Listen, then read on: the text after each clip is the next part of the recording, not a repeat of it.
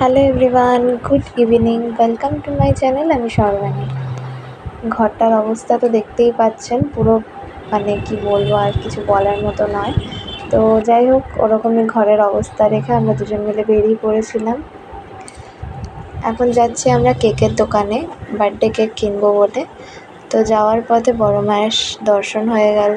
তো দর্শন করে আমরা ফার্স্টে মনজিনিসে চলে গেছিলাম।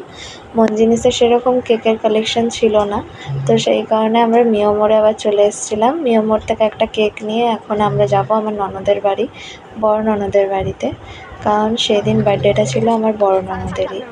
তো যাই হোক, সবাই মিলে তো এখানে আগের থেকেই সবাই উপস্থিত হয়েই গেছিলেন। তো এই যে কেকটা কিনেছি, কেমন হয়েছে অবশ্যই কমেন্ট করে জানাবেন। এটা ম্যাঙ্গো ফ্লেভারের কেক ছিল।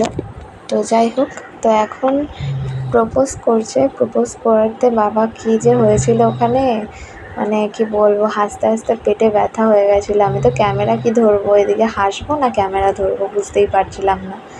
তো যাই হোক, আসলে আমার নন্দাই মানে জামাইবাবু প্রপোজ করতে লজ্জা পাচ্ছিল। বলছিল কী প্রপোজ করবো, হাঁটুতে ব্যথা করছে, হাঁটু গেড়ে বলছিল প্রপোজ করতে। তো বলছে না, আমার হাঁটুতে ব্যথা, কোমরে ব্যথা, পায়ে ব্যথা, কত বাহানা খুঁজলো। তো যাই হোক, সে তো হাঁটু গেড়ে তো প্রপোজ করলোই না। তো বার্থডে এখন সেলিব্রেট হয়ে গেছে, তো কেক কাটা হয়ে গেছে, এখন সবাইকে কেক খাওয়ানো হচ্ছে।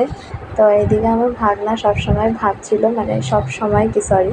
মানে অনেকক্ষণ ধরে ভাবছিল যে কখন কেকটা কাটা হবে আর গালে গিয়ে সবার লাগিয়ে দেবো কেক। তো এখন বাড়ি পৌঁছে গেছি। তো ব্লগটা এতটুকুই, নেক্সট ব্লগে দেখা হচ্ছে আপনাদের সাথে। সবাইকে টাটা।